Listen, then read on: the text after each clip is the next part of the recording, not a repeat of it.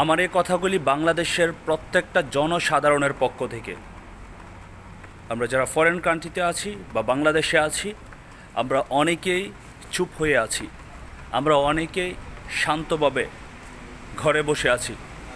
আমার কোয়েশ্চেন আপনাদের কাছে, আজকে বাংলাদেশের যে পরিস্থিতি, সেই পরিস্থিতি অনুযায়ী আপনার কি পদক্ষেপ? আপনি কোন পদক্ষেপ নিচ্ছেন? আপনি কোন মানুষগুলির পক্ষ নিচ্ছেন? একটু ভেবেচিন্তে দেখুন, কারণ আপনি যা করবেন আপনি তারই রেজাল্ট পাবেন।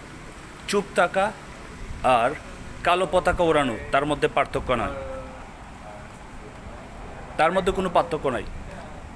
সো আপনি আপনার জায়গা থেকে চিন্তার করার যথেষ্ট পরিমাণ বয়স হয়েছে আমি মনে করি। আপনি সিদ্ধান্ত নেওয়ার আপনার দায়িত্ব। আপনি হয়তো ভাবতেছেন যে আপনার পরিবারের কেউ ওইখানে নাই, কিন্তু যে পরিবারের মানুষগুলি আজকে পৃথিবী থেকে বিদায় নিয়েছে তাদেরকে ফিরিয়ে দেওয়া সম্ভব? আর তারা কিসের জন্য জান দিয়েছে, তারা কিসের জন্য মৃত্যুবরণ করলো? একবার কি চিন্তা করে যাচ্ছেন? চিন্তা করা দরকার। এই মুহূর্তে আমাদের সকলকে এক হওয়া দরকার।